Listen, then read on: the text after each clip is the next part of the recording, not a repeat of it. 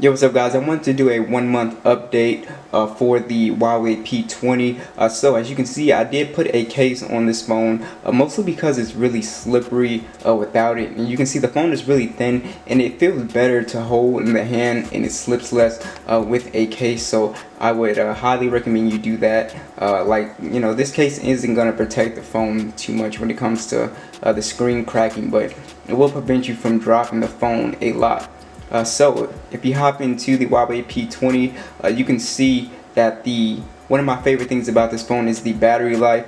I didn't go into the battery life in the video unboxing, but the battery life is excellent on this guy. I mean, it lasts all day, and I found myself constantly running to the charger with the iPhone XS, and that does not have the fast charger either, so it died really fast and charged slow. With this is the exact opposite. It actually charges really fast and doesn't die extremely fast.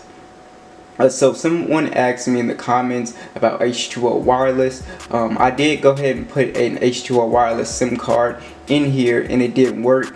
So you can get on any carrier that's GSM. H2O wireless, I believe, is running off of AT&T network. Their lowest price, if you get the automatic payment, is $17 a month, and it comes with 1 GB of data and unlimited talk and text, which is pretty good. So if you don't use internet on your phone, or you're really just at home most of the time, you don't need a lot of internet, and this is definitely that would be a good plan for the person that was asking me about that. So definitely, if you want to use H2O wireless or Mint Mobile, I believe that's GSM, but don't quote me on that. Please check it yourself. But yeah, those would definitely be great options. So this phone is still blazing fast.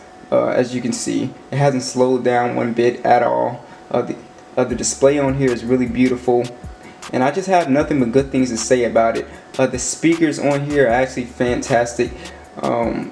I just have nothing but good things to say about this phone. It's done everything that I've wanted it to do. I don't take a lot of pictures, but the pictures I have taken are pretty good. So just nothing but good things to say. Usually when a month comes by, like with the G6 Play, the phone kind of slowed down, but this one has not slowed down at all yet. So that's pretty much the update. If you guys have any questions, be sure to comment down below. I'll be there answering. So thanks for watching. I'll see you guys in the next one.